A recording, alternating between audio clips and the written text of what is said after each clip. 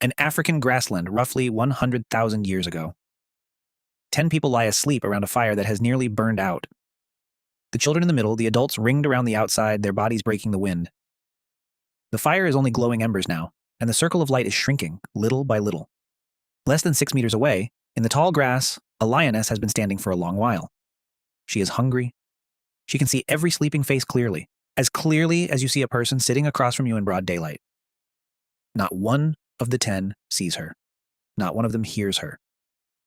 The lioness lowers her body and sets a single paw into the darkness right at the edge of the firelight. This is what your ancestors faced every single night for millions of years. Humans are nearly blind in the dark.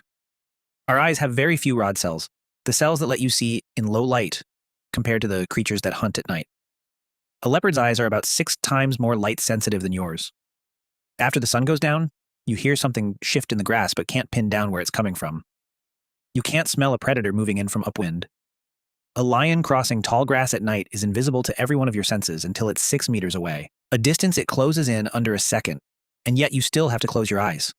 Because sleep is not optional. It's when your brain locks memories into place, your muscles repair themselves, your immune system catches up on the work it fell behind on.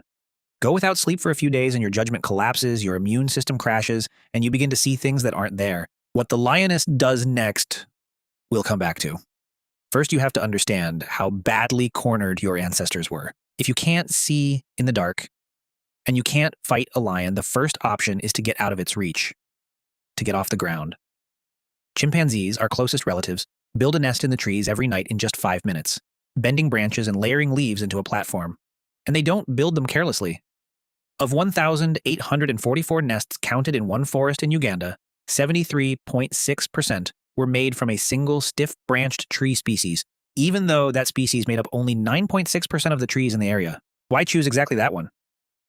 Because the firmer and more stable the base, the more unbroken the sleep, the fewer times you're jolted awake in the middle of the night. Even an animal knows that a good place to lie down decides whether you get a good night's sleep. Your distant ancestors almost certainly slept up high too. Trees rot away and leave no archaeological trace, but our bodies do. Lucy's species still had feet and toes adapted for gripping branches, even after they could walk on 2 legs. And exactly when our kind abandoned the trees for good to sleep on the ground, no one has settled yet. That's still an open question, but the trees betray you the moment the group grows. You can't haul infants, the elderly, and the wounded up into the canopy every night. Sooner or later, your ancestors had to come down. And the ground is exactly where the lion is waiting. Coming down, they brought something no other creature on Earth ever tamed. Fire. A maintained fire creates a ring of light that predators will not step into. Lions in Africa today, animals that have never seen a gun and have no learned reason to fear humans, still refuse to walk into firelight. Fire is unpredictable, and predators don't like a thing they can't read. But fire wasn't the only thing they brought down with them. At Border Cave in South Africa, archaeologists found grass bedding at least 200,000 years old, laid directly on top of a layer of ash. That ash was no accident. It did 2 jobs at once. It killed the insects and parasites crawling under the bedding, and it held a dry, warm cushion of insulation. And on top of the bedding, they placed leaves from the camphor bush, a plant that repels insects. This isn't a one-off, and it goes back even further. A 77,000-year-old bed in another South African cave was made of sedge leaves topped with aromatic foliage, again choosing exactly the plant whose oils drive insects away. Think about that. They didn't just lie down in the nearest spot. They picked out the specific plant with medicinal properties, tested it, and passed the knowledge down to their children. That isn't instinct, that's knowledge. But fire has a betrayal of its own. It eats fuel and dies within a few hours if no one feeds it. A fire left untended is nothing but cold embers by 2 a.m. And the ring of light protecting the whole group shrinks at exactly the hour a lion hunts best. Which means someone has to sacrifice their own sleep to keep watch. But everyone in the group is equally exhausted after a day. Who volunteers to stay up all night when they need sleep to survive just as much as anyone? No one volunteers. That's the strangest part of all. In 2017, researchers strapped tracking devices to the wrists of 33 Hadza people in Tanzania, one of the last hunter-gatherer societies left on Earth, and monitored their sleep for 20 days. The Hadza assign no one to keep watch. No schedule, no rule. And yet across those entire 20 days, the whole group was asleep at the same time for a total of just 18 minutes. For the other 99.8% of every night, at least one person was always awake. Not because they planned it, But because the old sleep early and wake early, the young sleep late, each body offset from the next by a little. Add up all those small differences, and the fire almost never goes fully out, and the dark is almost never left unwatched. Now back to the lion. Among the 10 people around that dying fire, there was one young man who couldn't sleep. He'd been that way his whole life, and the tribe thought it was strange, sometimes grumbling at him for dragging through every morning half awake. Tonight, he lay with his eyes open, listening to the insects, listening to the steady breathing of the people around him. At the very moment, the lioness lowered her body and set a paw into the edge of the dark. He sat up. Not because he heard anything, simply because he was awake. And the fading embers had left him cold. He reached out for a few dry branches and tossed them onto the glowing coals. The fire flared. The ring of light burst outward by a few meters, spilling right up to the line the lioness had been about to cross.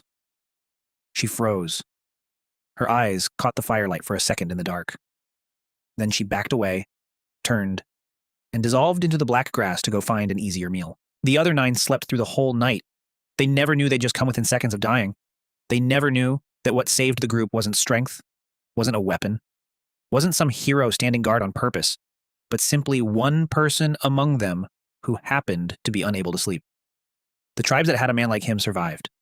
The tribes where everyone slept at the same time had nights with no one watching at all, and they vanished quietly from history. No one designed this system. It emerged out of the very differences between people, and only the groups that had it carried their bloodline forward. And here's the layer people usually skip. Sleeping together is exactly what let each person sleep more deeply. A human sleeping alone wakes at every sound because in the dark their nervous system can't tell the wind from the footstep of a predator, so it treats everything as a threat. That person sleeps fitfully, is exhausted all day, and makes mistakes. But when 10 people lie side by side, some part of each brain registers that someone else is on watch, and it lets them sink all the way down. The same bonds that helped them hunt and raise their children were what let them truly rest. Over hundreds of thousands of years, humans locked that ring of protection into place. At Qesem Cave in Israel, the same hearth was built and rebuilt in exactly the same spot for around 300,000 years, generation after generation choosing the very same cave because a cave has only one entrance, one direction to watch. To put it lightly, it was a prehistoric apartment. One door, stone walls, security all night long. Where there were no caves, like a site in the south of France around 380,000 years ago, they raised walls of woven branches and hide. Not every archaeologist agrees those were truly huts, and the debate isn't settled to this day. But the principle is clear. A wall makes noise when something tries to push through it, and noise at 2 a.m. wakes you up. Waking up in that world was surviving. But the deepest layer of defense isn't in the fire, the cave, or the wall. It's in your blood. When you compare human sleep to that of every other primate, there's one number that doesn't fit any prediction. Based on our body size and our place among the primates, humans ought to sleep about 10.5 hours a night. In reality, the average human sleeps only about 7 hours, the shortest of any primate.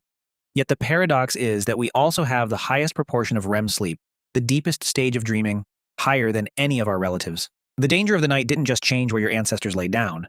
It rewrote their sleep itself, deep in the genes. When the ground became too dangerous to lie motionless for 10 hours, evolution compressed our sleep. Shorter, but packed denser. And that brief REM sleep isn't dead time. It's when the brain replays yesterday's near miss with the leopard, simulates tomorrow's hunt, rehearses death in your head without paying for it with your actual life. Those who slept deeply remembered a predator's patterns more clearly the next morning, judged more sharply, made the right call in the half second that mattered. And back then, judging more sharply meant whether or not you were alive at sunrise. Tonight you sleep in a locked room with climate control on a soft mattress. And yet some part of your brain still refuses to switch off. Still scans every sound. Still jolts you awake at 3 a.m. for no reason at all. That's not anxiety. It's not a sleep disorder. It's the ancient fire watcher inside you, still standing its shift, exactly as it has stood it for hundreds of thousands of years. The lion left the darkness a very long time ago. But some part of you never quite believed it. And perhaps it's precisely because that part never let itself sleep that you're still here today.